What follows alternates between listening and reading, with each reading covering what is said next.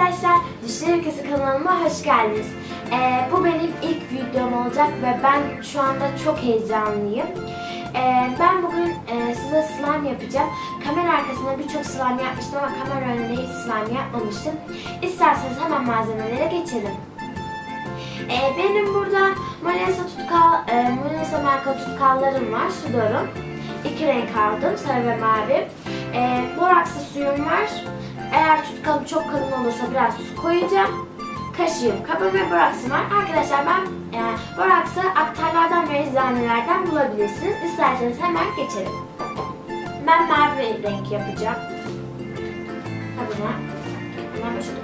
Arkadaşlar bunların üzerinde slime yaptıktan slime yapıp 15 dakika buzdolabına bekletiliyor ama ben bekletmeyeceğim. Şu şekilde boşaltıyorum.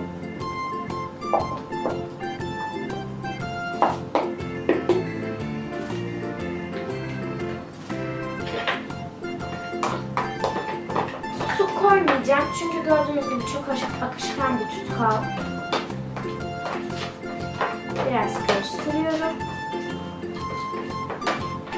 Şimdi boraks suyunu ekliyorum. Çok yavaş eklemeniz gerekiyor, yoksa çok fazla eklerseniz slime'ın kıvamı olmuyor. Şu şekilde. Bakın hemen toplanmaya başladı.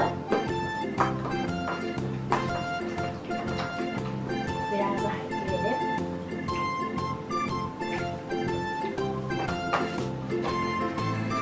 Bakın hemen toplanmaya başladı. Arkadaşlar bu tutkallar renkli tutkallar. Tekrardan bir boya koyuyorsunuz.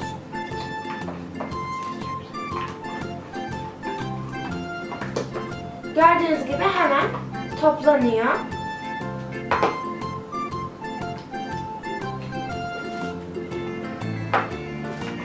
Evet arkadaşlar, slime'ım olmaya başlıyor. Biraz daha borakslı su ekleyeceğim.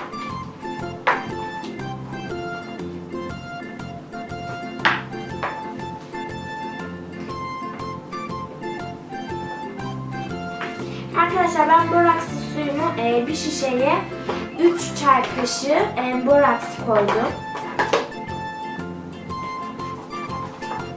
Olmaya başlıyor gördüğünüz gibi.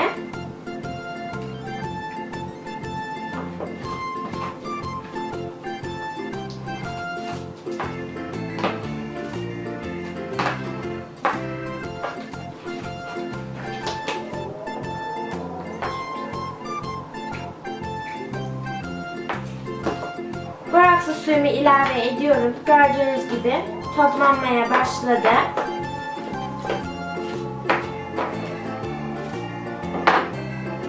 Elime birazcık yapışıyor.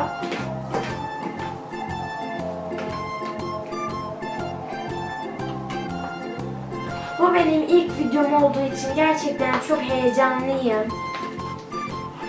Ve beni kayda alan küçük abim.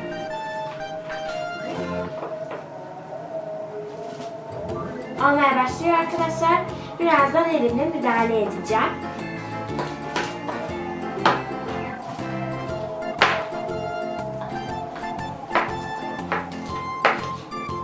Arkadaşlar tutkalım çok sıvı olduğu için su eklemedim.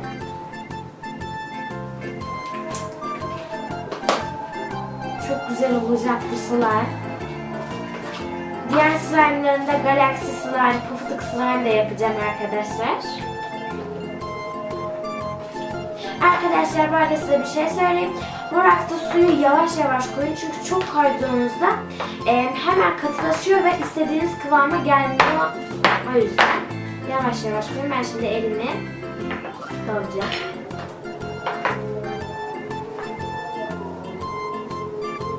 Evet, slime'ım oldu neredeyse. Birazcık daha borakslı suya ihtiyacı var. Şu şekilde.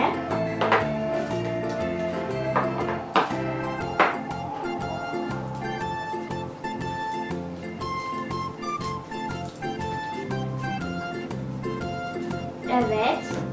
Mavi çok güzel bir slime'ım oldu. Çok az daha boraksı su ekleyeceğim.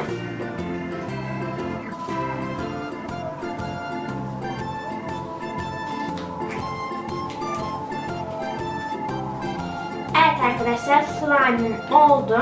Şimdi ben malzemeleri kenara çekip oynayacağım slime'ımla.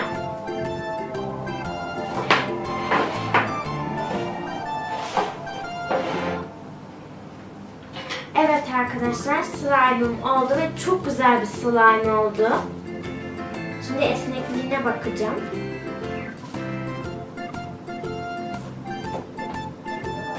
Sesine bakalım.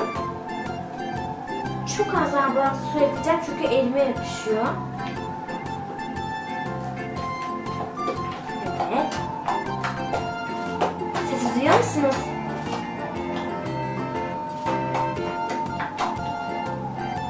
Esnekliği de gayet güzel, sesi de gayet güzel.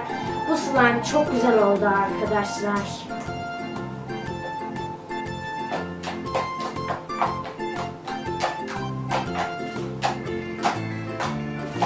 Sesi çok güzel. Akışkanlığı da gayet iyi. Yani bu slime 10 numara oldu. Evet arkadaşlar, slime'ımı beğendiniz inşallah. Sizi çok seviyorum. Görüşürüz.